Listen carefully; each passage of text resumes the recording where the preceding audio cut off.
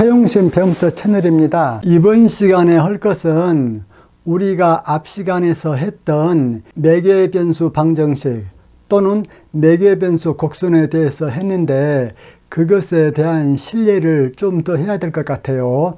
왜 그러냐면은 선적분이나 기타 벡터 해석하기에 필요한 어떠한 것들을 하려면은 매개변수 방정식에 대해서 좀 더 익숙해져야 되고 그것에 대한 또 다른 예도 배워야만 나중에 여러분들이 변분법 같은 것을 배울 때 편하기 때문이거든요. 자, 일단 한번 봅시다. x는 코사인 t라는 함수가 있다. 또 y는 코사인 제곱 t라는 함수가 있다.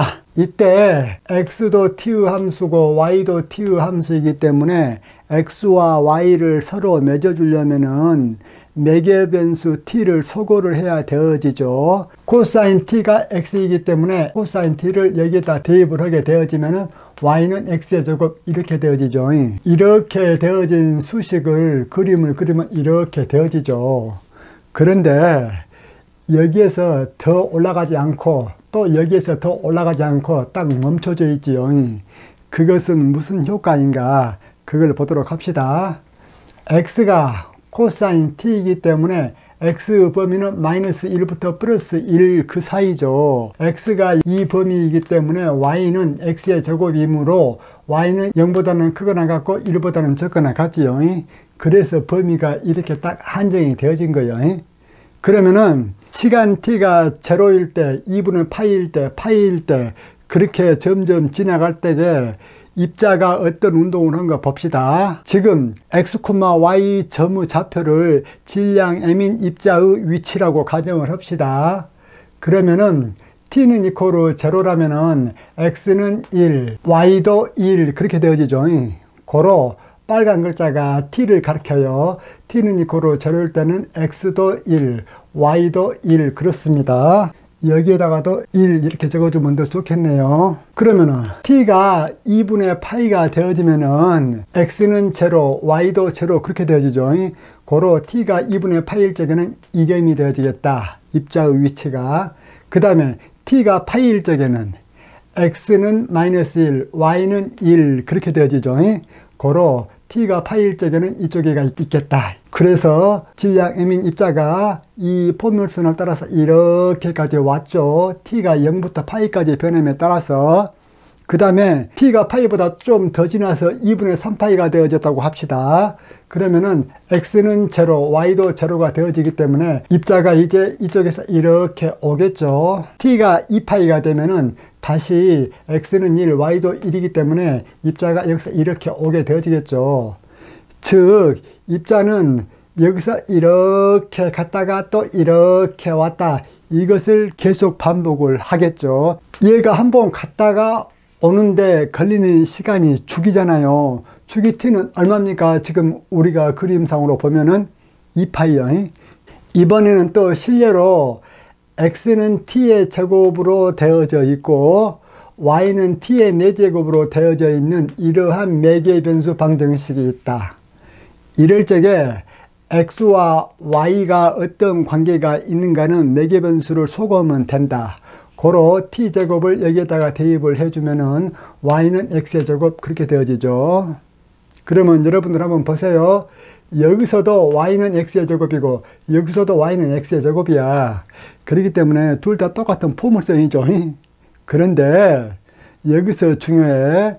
여기서는 x가 코사인 t로 나와져 있는 경우고 여기서는 x가 t제곱으로 되어져 있잖아요. 그렇기 때문에 이 경우에는 x가 0보다 크거나 같은 범위가 되어지고 고로 y는 x의 제곱이기 때문에 y도 0보다 크거나 같은 범위가 되어지죠. 그렇기 때문에 이 그래프를 매개변수 t에 따라서 그림을 그리면 어떻게 되어지냐 이렇게 되어지죠. 즉 말해서 x가 0보다 크거나 같고 y도 0보다 크거나 같기 때문에 이렇게 되어진다 그 말이야. t가 0일 적에는 x도 0, y도 0니까 이쪽이 되어지겠죠. t가 0일 때. t가 1일 때는 x는 1, y도 1이기 때문에 이쪽이 되어지겠죠. t가 2일 때는 x는 4이고 y는 16이 되어져 버리죠. 그렇기 때문에 t가 2일 적에는 이 그래프가 여기서 이렇게 가가지고 x가 4일 때 y가 16이 되어지는 이 점이 되어지겠죠. 지금 현재 이렇게만 그려 놓았지만은 여기서 지금 제가 여러분들에게 강조하고 싶은 말이 무엇이냐면은 매개 변수를 소거를 해가지고 x와 y만으로 나타내진 두 식이 이때도 y는 x의 제곱, 이때도 y는 x의 제곱이잖아요. 서로 형태는 같아도 그 내막을 매개 변수 t에 따라서 일일이 살펴주면은 어때요? 확 다르죠. 얘 같은 경우는 여기서 여기까지 왔다리 갔다리 하는 주기 운동이고, 얘 같은 경우는 여기서부터 점점 확 증가해 가버리는 그러한 운동을 하고 있죠. 그러면 또 이러한 경우를 한번 볼까요? x는 y의 4제곱 마이너스 2y의 제곱 플러스 1, 이러한 함수를 그래프를 한번 그려보라. 그래 봅시다. put y제곱을 p라는 걸로 놔봅시다. 그러면 이것은 p제곱 마이너스 2p 플러스 1은 x를 요리 넘기면 마이너스 x 그렇게 되어지죠. 이코르 제로. 고로 p라는 것은 1 플러스 마이너스 루트 x가 되어지겠다. 고로 p가 y제곱이기 때문에 y라는 것은 플러스 마이너스 루트 1 플러스 마이너스 루트 x 이렇게 되어지겠죠. 그러면은 이 그래프를 그리려면은 총 4가지 경우 그래프를 그려야 되겠지요. 어떠한 4가지 경우요? 첫 번째, 이것이 플러스이고 이것이 플러스일 때 그 한 가지 경우, 또 이것이 플러스이고 얘가 마이너스일 때, 또 얘가 마이너스일 때 얘가 플러스, 또 얘가 마이너스일 때 얘가 마이너스, 총 4가지 경우에 대해서 그림을 그려줘야 돼요. 이러한 그림은 솔찬히 복잡하죠. 즉 말해서 함수 형태로 오리지널로 그리려고 하면 복잡하다 그 말이에요. 그런데 이것을 AM, another method, 또 다른 방법으로 이 그래프를 그리는 법이 있어. 그것은 어떤 것이냐? 매개 변수를 사용하는 방법이거든요. 그러면 어떻게 되어지느냐? 이 수식에서 y를 t라고 놔봅시다. 그러면은 x는 t의 4제곱 마이너스 2t의 제곱 플러스 1 그렇게 되어지죠. 즉 이렇게 된 수식을 이렇게 된 매개 변수 방정식으로 바꿔주었거든요. 이러한 매개 변수 방정식 같은 경우는 그림을 그리기가 어때요? 그나마 이러한 경우보다는 더 쉽지요. 매개 변수 방정식 그림을 그리려면 어떻게 합니까? t는 이코르 0일 때 x값 y값 구하고, t는 이코르 1일 때 x값 y값 구하고, 그것들을 다 구해갖고 쭉 연결해주면 되어지겠죠. 이러한 매개 변수 그래프 그리는 것은 앞 시간에 했으니까. 그래서 좀 더 자세한 것은 여러분들이 이러한 그래프를 그려볼 수 있는 툴이 인터넷에서 많이 돌아다니고 있거든요. 제가 저작권 때문에 여러분들에게 보여주지는 못하는데, 여러분들이 그래프 그리는 툴 같은 경우는 한번 알아보셔가지고 이러한 매개 변수 곡선들은 직접 그려보세요. 이번에는 이걸 한번 봐봅시다. 즉 x는 r 코사인 t, y는 r 사인 t로 매개 변수 방정식으로 나타내어진 x와 y에 대하여 x, y만의 관계를 구하면 어떻게 되어집니까? x의 제곱 더하기 y 제곱은 r 제곱 그렇게 되어지죠. 다시 말해서 이렇게 되어져 있는 매개 변수 방정식을 x와 y만의 관계식으로 나타내면은 x의 제곱 더하기 y 제곱은 r 제곱 그렇게 되어진다 그 말이에요. 여기서 물론 매개 변수는 t죠. r은 상수고. 그러면은 이렇게 나타내진 x와 y의 관계가 실상은 반지름 r인 원의 방정식을 나타내고 있기 때문에 그것을 그래프로 그리면 이렇게 되어지죠. 반경이 r인 원이 되어진다. 이번에는 x가 x0 플러스 r 코사인 t, y가 y0 플러스 r 사인 t 이렇게 나타내어진 매개 변수 방정식에서 t를 소거하고 x와 y만의 관계식으로 나타내면은 x-x0의 제곱을 하면 어떻게 되어집니까? r제곱 코사인 제곱 t 그렇게 되어지죠. 또 플러스 y-y0의 제곱을 하면은 r제곱 사인 제곱 t 그렇게 되어지죠. 고로 r제곱 코사인 제곱 t 플러스 r제곱 사인 제곱 t를 하면은 r제곱만 남지요. 즉 말해서 이러한 형태의 매개 변수 방정식은 중심이 x0, y0이면서 반지름이 r인 원을 나타내는 매개 변수 방정식이다 그 말이에요.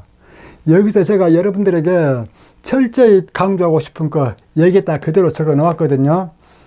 어떠한 x와 y가 매개의 변수 ft와 gt로 나타내져 있다. 그래가지고 이것을 y는 이코로 라지 fx라는 이러한 x와 y만의 관계식으로 나타내 줄 수 있다. 지금까지 그러한 관계식으로 했지요. 즉 매개 변수로 나타내어진 식을 x와 y만의 관계식으로 이렇게 유도를 했잖아요. 그런데 문제가 무엇이냐면은 x와 y만으로 나타내어진 그 수식을 매개 변수 방정식으로 바꾸는 방법은 무한 가지가 존재해요. 실례로 이러한 경우 한번 봅시다. y는 이코로 x의 제곱이라는 함수가 있고 여기도 y는 이코로 x의 제곱이라는 함수가 있거든요. 이 함수를 매개변수 방정식으로 바꾼 것 중에 하나가 x는 코사인 t, y는 코사인 제곱 t 그렇게 되어졌죠. 마찬가지로 이것을 매개변수 방정식으로 바꾼 것 중에 하나가 x는 t제곱, y는 t 4제곱 그렇게 되어졌죠. 다시 말해서 y는 x의 제곱이라는 이 x와 y의 관계식을 매개변수 방정식으로 나타낼 수 있는 방법은 몇 가지? 무한 가지가 된다 이거예요. 좋은 예로 또 x는 exponential t, y는 exponential 2t 그것도 뭐요? y는 x의 제곱 그런 형태로 나타내지죠. 그렇기 때문에 여러분들 이 말 뜻을 잘 알 수 있겠지요. x와 y가 t의 매개변수 형태로 나타내어졌다면 이곳으로부터 x와 y의 관계식은 하나로 정해지는데 x와 y의 관계식으로 정해진 이것을 매개변수로 나타낼 수 있는 방법은 무한대 경우수가 있다 그 말이야. 지금부터서는 여러분들이 나중에 변분법이나 조금 고차원을 배운다고 했을 적에 사이클로이드가 나오거든요.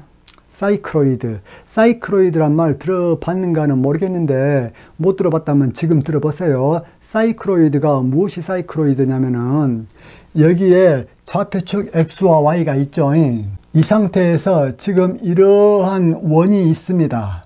바퀴라고 생각하는 게 더 좋습니다. 이 바퀴의 원점을 지금 제가 P라고 잡아 놓았어요. 지금 원점 이것을 P라고 잡아 놓았다. 이 P점은 바퀴 여기에 딱 달라붙어져 있다고 생각하세요. 그럴 적에 이 수평선을 향하여 이 바퀴를 구르게 되어지면은 P점이 점점 위로 올라와지게 되어지겠죠. 그래가지고 이 바퀴가 세타만큼 굴렀다고 했을 때 지금 상황을 나타낸 것이 이 파란색 바퀴거든요. 원래 이 바퀴의 맨 아래에 붙어져 있는 이 P점의 좌표가 바퀴가 세타만큼 굴렀을 때에 어떻게 되어지겠는가. 그때의 이 P점의 X좌표와 Y좌표 관계식을 한번 구해보라 그 말이에요. 다시 한번 사이클로이드라는 것은 어떠한 바퀴가 있다. 그 바퀴가 땅하고 접하고 있는 그 점을 P라고 했다. 그 P점은 바퀴에 고정되어져 있다. 그래가지고 그 바퀴를 그 땅에 대하여 굴렸을 적에 이 P점은 점점 위로 올라가게 되어지겠죠. 이렇게 구르게 되어지니까 그렇게 되어졌을 때 이 바퀴가 수직선에 대해서 세타만큼 회전했다고 했을 적에 이 P점의 X좌표와 Y좌표가 세타에 대해서 어떻게 나타내지겠는가 그것을 한번 구해보라 그 말이야. 이때 이 P점이 나타낸 자취가 바로 사이클로이드요. 이것은 말로 설명을 한 것보다도 실제 실습을 해보면 더 쉽거든요. 이게 바퀴요. 바퀴이고 이쪽이 지금 하얀 표시가 있죠. 이것이 무엇이냐면은 여기 P점이요.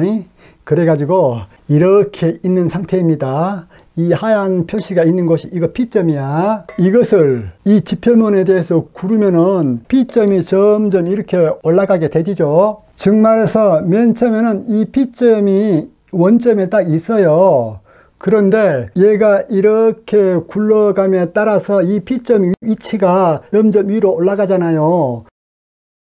그래가지고 P점이 이쪽에 있는 상태가 되어졌죠. 이 상태에서 또 구르면 계속 이렇게 가죠. 이렇게. 그래가지고 이 P점이 차지하는 경로가 이렇게 되어지잖아요. 이때 여러분들 이 세타 있죠. 이 세타라는 것은 이 수직선으로부터 잰 각도요. 다시 말해서 처음에는 이렇게 있었다. 이게 수직선이야. 얘가 점점 이렇게 구름에 따라서 수직선으로부터 각도가 벌어지잖아요. 그 벌어졌을 때 이 P점의 위치가 점점 이 선을 따라서 이렇게 되어지죠. 고로 이렇게 되어진다. P점 위치가 이제 무엇인 줄 알겠죠? 그랬을 적에 이 P점의 X좌표, Y좌표를 이 바퀴가 회전한 각도 세타의 함수로 나타내 보라 그 말이에요. 그러면 어떻게 되어지느냐? 일단은 여기서 이 거리는 이것의 반지름 R이지요. 그렇기 때문에 이 삼각형의 빗변은 R이 되어지겠다. 그리고 얘가 굴러서 이렇게 갔기 때문에 여기에서부터 여기까지 거리 있죠. 이 거리는 바퀴가 회전하는 각도가 세타였기 때문에 R 세타가 되어지겠죠. 그리했을 때 이 P점의 좌표는 어떻게 되어집니까? X는 R 세타에서 여기서 이 거리를 빼준 것이 되어지죠. 즉 말해서 여기서부터 여기까지 거리인 X는 여기서부터 여기까지 거리인 R 세타에서 이 거리를 빼준 것이 되어지겠다. 고로 X는 R 세타 마이너스 여기서 이 거리는 이것이 R이기 때문에 R 사인 세타가 되어지죠. 이렇게 되어지고 Y좌표는 여기서부터 여기까지 거리가 반지름 R이기 때문에 반지름 R에서 여기서 이 거리를 빼주면 되어지죠. 여기서 이 거리는 R 코사인 세타가 되어지죠. 고로 Y는 R 마이너스 R 코사인 세타 그렇게 되어진다. 그러면은 여기서는 X와 Y가 매개변수 세타로 연결이 되어져 있잖아요. 매개변수 세타로 연결이 되어진 X와 Y의 식은 이렇게 간단하거든요. 그러면은 매개변수로 나타내지 않고 곧바로 여기에서 Y를 X 함수로 나타내주고 싶다. 즉 말해서 이 매개변수 함수에서 세타를 소거해주고 싶다. 그러면 수식이 좀 복잡해져요. 얼마나 복잡해지는가 한번 봐보세요. 자, 세타를 소거하기 위해서 이 식으로부터 코사인 세타는 1-R분의 Y이기 때문에 세타는 아크 코사인 1-R분의 Y 그렇게 되어지죠. 고로 이 세타를 여기에다가 대입을 해주면 되어지죠. 그러면 자 보세요.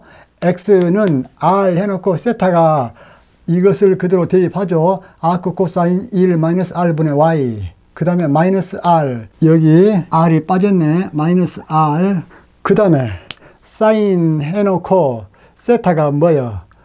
이것이죠. 아크 코사인 1-R분의 Y 그렇게 되어지죠. 즉 말해서 이 식에서 세타를 소거해 버리니까 식이 꽤 복잡하게 되어졌죠. 삼각함수 속에 역삼각함수가 들어가 있고 꽤나 복잡해요. 이런 복잡한 수식을 다루는 것보다도 매개변수 방정식으로 나타낸 이러한 형태가 훨씬 더 간단하죠. 그러면 여기서 중요한 능력이 무엇이냐면은 이것을 보고서 이러한 형태의 매개방정식으로 나타낼 수 있는 능력이 중요해. 그런데 제가 아까 뭐라 했습니까? X와 Y만으로 이루어진 그 수식을 매개변수 방정식으로 나타내는 가지수는 무한대 경우수라고 했잖아요. 그 무한대 경우수 중에서 제일로 간단한 매개변수 방정식으로 나타낸 것이 바로 그 사람의 능력이죠. 이제는 약간 좀 역사적인 얘기로 최속 강화선에 대해서 얘기 한번 해보겠습니다. 즉 최속 강화선을 영어로 브레키스터 크로운 그렇게 얘기를 하거든요. 브레키스터 크로운 잘 안 돼요. 근데 브레키스터 크로운 이것들이 여러분들 변분법 배울 때 나오거든요. 이것이 역사적으로 영 중요한 문제예요. 최속 강화선 문제가. 우선의 최속 강화선 문제가 무슨 문제인가 한번 봅시다. 자, 이쪽이 H점이 있고 B지점이 있다. 지금 현재 중력만 고려할 거야. 그러면은 H지점으로부터 B지점까지 이동을 하는데 시간이 최소가 걸리는 거리는 곡선 형태로 어떤 형태가 되어지겠는가 그 문제예요. 다시 한번 H지점부터 B지점까지 이동하려 그래. 그럴 적에 밑으로는 중력이 작용해. 중력만 고려해. 그럴 적에 H지점부터 B지점까지 가는데 시간이 최소가 되어지는 경로 이 곡선 형태는 어떤 형태가 되어지는가. 참고로 H점부터 B지점까지 이동하는데 시간이 최소가 아니고 거리가 최소가 되어지는 곡선 형태는 어떤 형태인가? 거리가 최소가 되려면 H지점과 B지점을 잇는 직선이 되어지죠. 직선은 곡선의 부분집합이죠. 고로 A부터 B를 잇는 직선을 끊는 것이 거리가 최소가 되어지는 곡선 형태이다. 그런데 이번 문제는 무슨 문제라고? 시간이 최소가 걸리는 그러한 문제야. 그러한 문제를 푸는 것을 옛날에 학자들에게 문제로 내줬거든요. 뉴턴도 이 문제에 도전을 받았거든요. 근데 뉴턴은 풀어냈다고 해요. 그 당시 학자들 중에서 몇 명이 풀어냈다고 해. 물론 다 풀지는 못했겠죠. 뉴턴같이 대학자나 되니까 이제 풀었겠지요. 여러분들도 좀 궁금하잖아요. H점부터 B점까지 중력만 받고 있다고 했을 적에 과연 어떤 곡선으로 가야 시간이 가장 적게 걸리겠는가?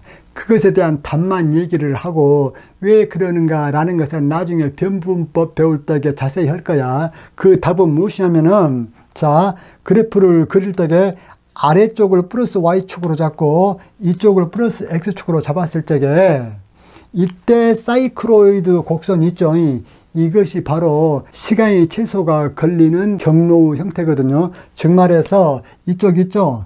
여기서부터 여기까지 물체가 내려오는데 어떤 경로를 통해서 내려와야 시간이 최소로 걸리겠는가? 그것에 대한 답, A점과 B점을 잇는 사이클로이드 곡선을 타고 내려오면 시간이 최소가 걸린다. 그게 답이요. 이것에 대한 가장 좋은 응용 예로서 옛날에 전통 기와집을 보면 어떻게 되어져 있던가요? 이렇게 되어져 있죠. 집이 이렇게 되어져 있어 이렇게 되어 있고 또 이렇게 되어 있고 그러잖아요. 이거 형태가 바로 어떤 형태냐면은 사이클로이드의 근사한 형태예요. 그러니까 우리 조상들도 직선보다는 이러한 사이클로이드 형태로 해놔야 물이 지붕에서 최대한 시간에 팍 떨어져 본다라는 것을 경험상으로는 알고 있었다는 얘기죠. 그래요. 강의를 잘 들으셨다면 좋아요, 구독 클릭해 주시면 제가 기분이 좋겠지요. 이상입니다.